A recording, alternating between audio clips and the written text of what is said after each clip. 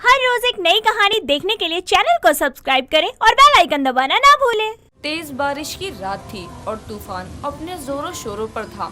आस्था और अमन देर रात को मूवी देखकर अपनी कार से घर वापस आ रहे थे कि अचानक बारिश की वजह से अमन को कुछ भी दिखना बंद हो जाता है और जब वो ब्रेक लगाने की कोशिश करता है तो गाड़ी के ब्रेक फेल थे, जिसके बाद वो घबराते हुए आस्था से कहता है, गाड़ी के ब्रेक फेल हो गए हैं।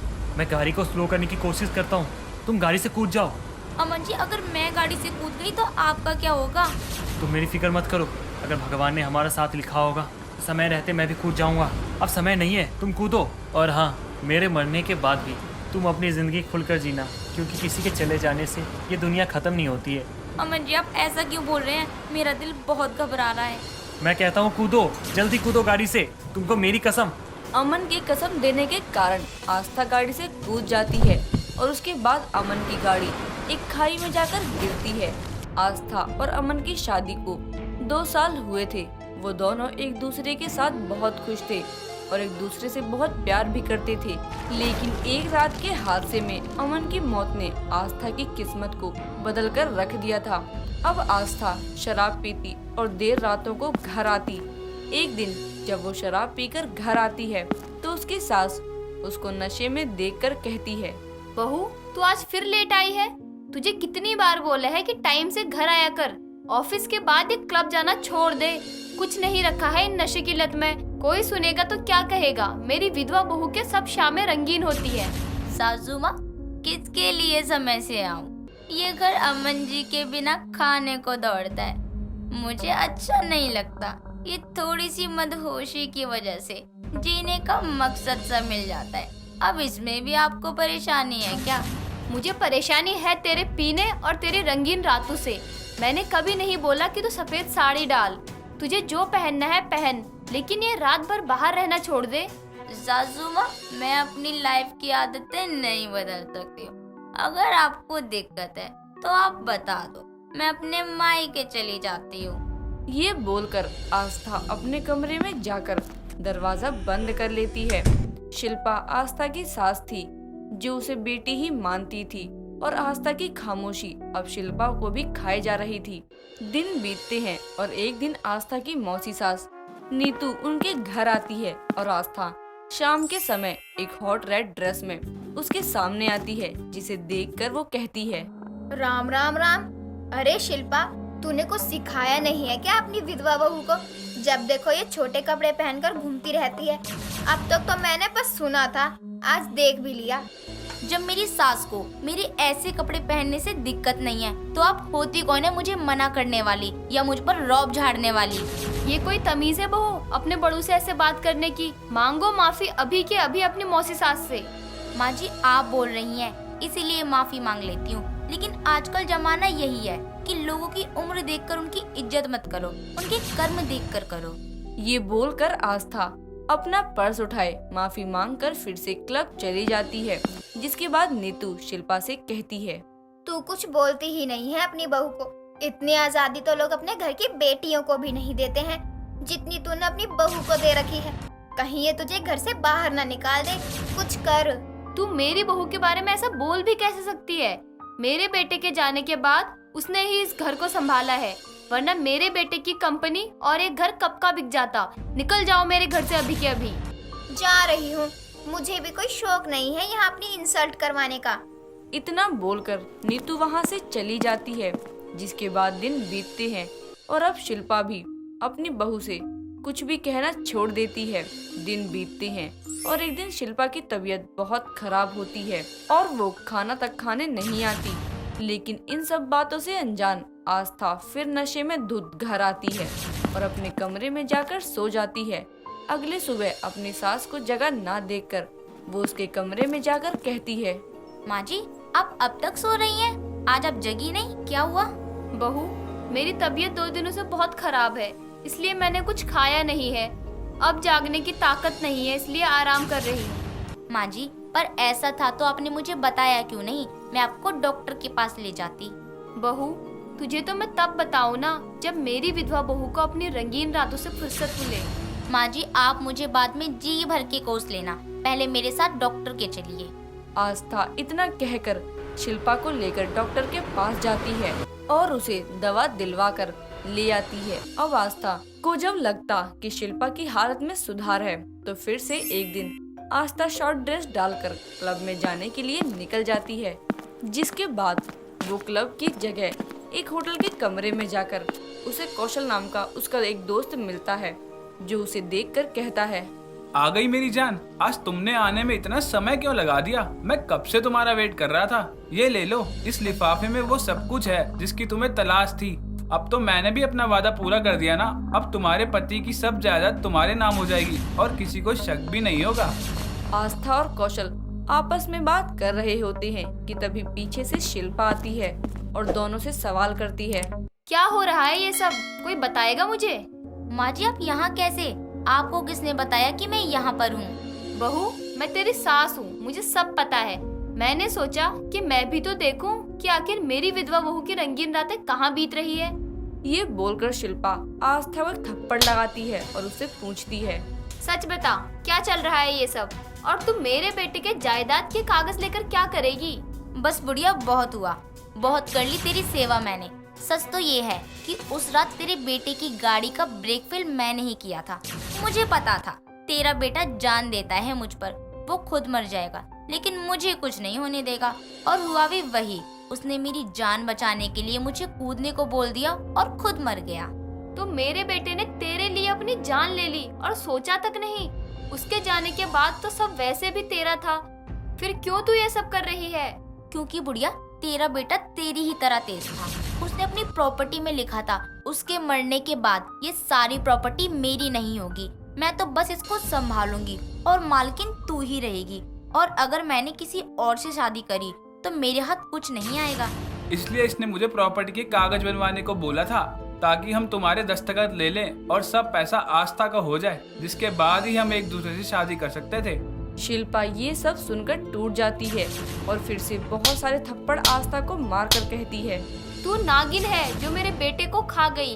अरे पैसा चाहिए था तो ऐसे ही मांग लेती, मैं खुशी खुशी दे देती। उसने तुझे इतना प्यार किया और तूने ये सिला दिया। अरे तू विधवा थी, लेकिन मैंने कभी तुझे तेरी मर्जी का पहनने और ओढ़ने के लिए नहीं रोका। तुझे अपनी मर्जी से जीने दिया और तूने ये सब किया। तुझे तो पुलिस सबक सिखाएगी, रुक तू। सबक तो तब सिखाएगी ना बुढ़िया जब तू पुलिस तक जाने के लिए जिंदा बचेगी। इतना बोलकर आस्था और कौशल उस पर हमला करने ही वाले होते हैं कि तभी नीतू वहाँ पुलिस के साथ आती है और कहती है, मेरे होते हुए शिल्पा को कुछ नहीं हो सकता।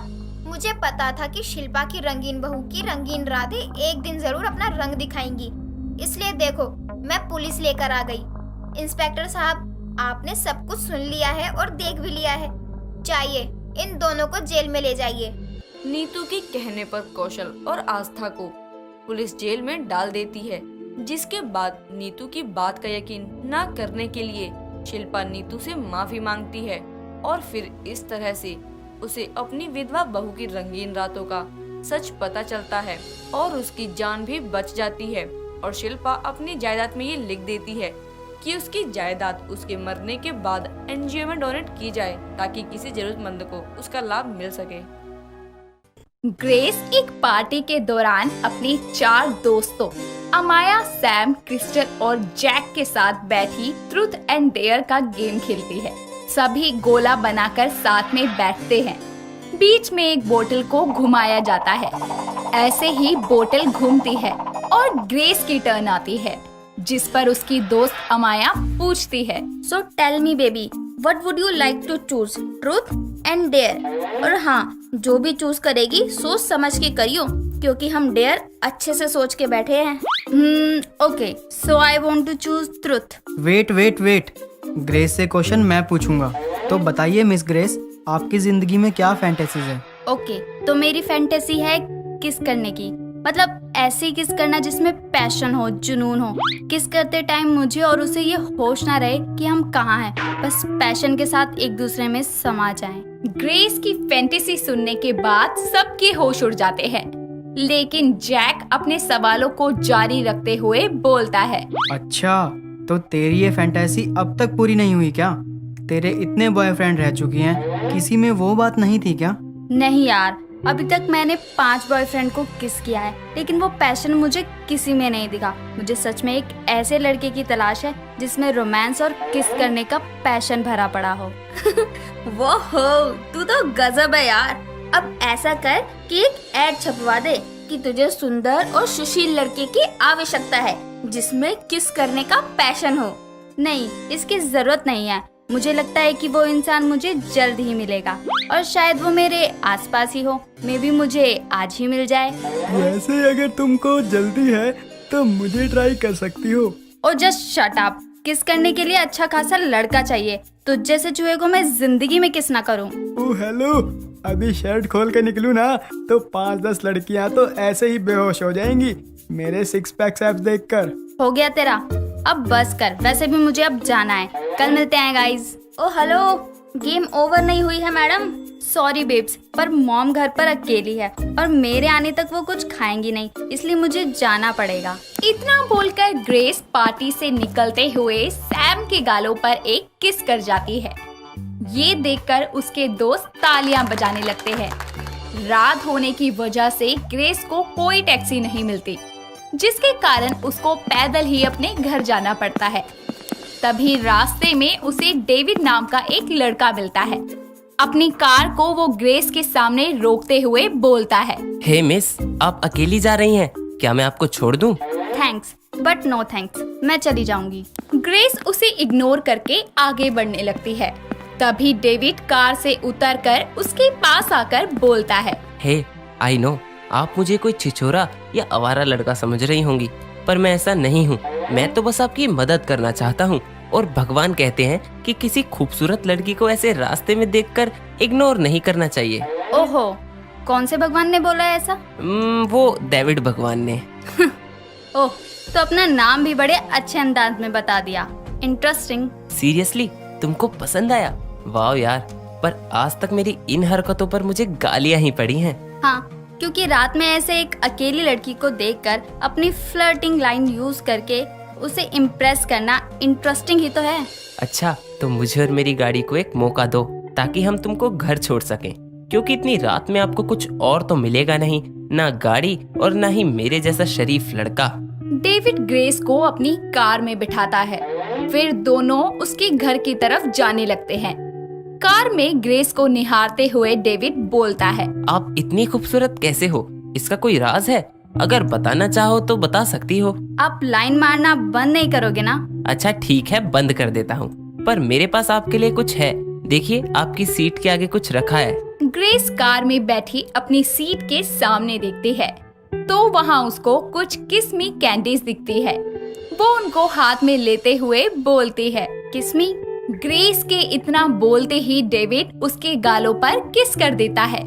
ये देखकर वो हैरानी से पूछती है, ये क्या था? आपने ही बोला था किस्मी, सो मैंने बस आपकी बात मानी। अच्छा जी, पर आपकी किस में वो बात नहीं थी। अभी अच्छे से करी ही कहाँ है, रुको करके दिखाता हूँ। इतना कहते ही डेविड ग्रेस के होठों पर पूरे पैशन के साथ किस करता है। दोनों एक दूसरे में समाते हुए एक दूसरे को किस करने में बिजी हो जाते हैं, जिसके कुछ देर बाद में ग्रेस खुद को रोकते हुए बोलती है, बस बस, अब मार ही डालोगे क्या? बस मैडम, इतने में ही थक गई। आपकी फैंटेसी तो बहुत बड़ी थी। तुम्हें कैसे पता लगा मेरी फैंटेसी के बारे में? जब तुम अपने दोस्तों के साथ वो स्टूपिड सी गेम खेल रही थी, मैं भी उस पार्टी में मौजूद था। इसका मतलब तुमने ये सब प्लान किया था? How mean. एक मिनट, मैंने कुछ प्लान नहीं किया।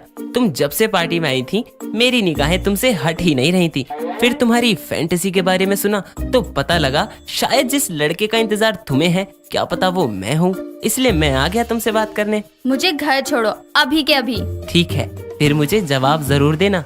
और एक बात बताऊं? क्या? तुम्हारे 5 बॉयफ्रेंड तुमसे प्यार नहीं करते थे, इसलिए तुम किसी के साथ खुश नहीं थी। लेकिन मैं तुमको सच में बहुत पसंद करता हूँ और शायद इस थोड़े से समय में मुझे तुमसे प्यार हो गया है। ग्रेस का घर आ जाता है और डेविड को वो बिना जवाब दिए ही अपने घर के अंदर चली जाती है, लेकिन घर जाकर भी उसके ख्यालों में खोई रहती है और उसके साथ की हुई अपनी किस को याद करते हुए बोलती है, आज तक किसी की किस में मुझे ऐसा महसूस नहीं हुआ, और अगर मेरी फैंटेसी को पूरा करने वाला मुझे मिल गया है तो मैं उसको जाने क्यों दे रही हूँ? आखिर मुझे भी तो ऐसे इंसान की तलाश थी। ग्रेस खुद से बातें कर रही होती है, तभी उसकी माँ गरिमा उसके कमरे में आती है और उसको ऐसे परेशान देखकर बोलती है, क्या हुआ बेटा, इतनी परेशान क्यों है? परेशान नहीं हूँ माँ, थोड़ी कंफ्यूज हूँ, समझ नहीं आ रहा क्या करूँ। बेटा, जब कुछ समझ ना आए कि क्या करना है तब हमेशा हमें अपने दिल की सुननी चाहिए। क्या? पर हमारा दिल तो हमें गलत सलाह नहीं दे सकता। बेटा, इस उम्र में हर फैसला सही हो ये जरूरी तो नहीं होता। अब तक तुमने कई फैसले दिमाग से सोच कर लिए होंगे, एक बार दिल की सुनकर देखो। वैसे मुझे जो चाहिए अगर मैंने आपको बताया तो मेरी लंका ही लग जाएगी। क्या हुआ, कुछ और भी पूछना है क्या, या अब भी कोई कंफ्यूजन है? नहीं नहीं माँ, सब कुछ ठीक है। अब आपने मेरी कंफ्यूजन का सोल्यूशन निकाल दिया। I love you so much mom, आप बहुत अच्छी हो। अपनी माँ की बात सुनने के बाद ग्रेस अपनी फीलिंग्स को लेकर थोड़ी क्लियर हो जाती है और वो अगले दिन डेविड को एक रेस्टोरेंट में मिलने बुलाती है, जहाँ पर उसके आने के बाद वो उसे बोलती है, अच्छा डेविड, अगर मैंने तुम्हें मौका दिया तो प्रॉमिस करो तुम मेरा दिल कभी नहीं तोड़ोगी। ग्रेस, मैं प्रॉमिस करता हूँ कभी तुम्हारा दिल नहीं तोड़ूंगा और ना ही ऐसी सिचुएशन आने दूंगा कि तुमको मेरे अलावा किसी और के पास जाना पड़े। अच्छा जी, लेकिन तुम्हें तो पता है ना कि मेरे पहले 5 बॉयफ्रेंड रह चुके हैं। वो तुम्हारा पास्ट था, लेकिन मैं तुम्हारा प्रेजेंट बनना चाहता हूँ, तो बताओ मंजूर है मेरा प्रपोजल? हाँ मंजूर है। ग्रेस के हाँ करने पर डेविड बहुत खुश होता है, जिसके बाद वो उसे फोरहेड पर किस करता है और अपनी गोद में उठाकर कार में बिठा देता है, जिसके बाद वो उसे एक लॉन्ग ड्राइव पर लेकर निकल जाता है। कुछ समय बाद में दोनों शादी कर लेते हैं और जिंदगी में आगे बढ़ते हैं। दोस्तों, अगर आपको ये कहानी पसंद आई तो इसे लाइक करें, शेयर करें और कमेंट करके बताएं कि कहानी में आपको सबसे अच्छा क्या लगा।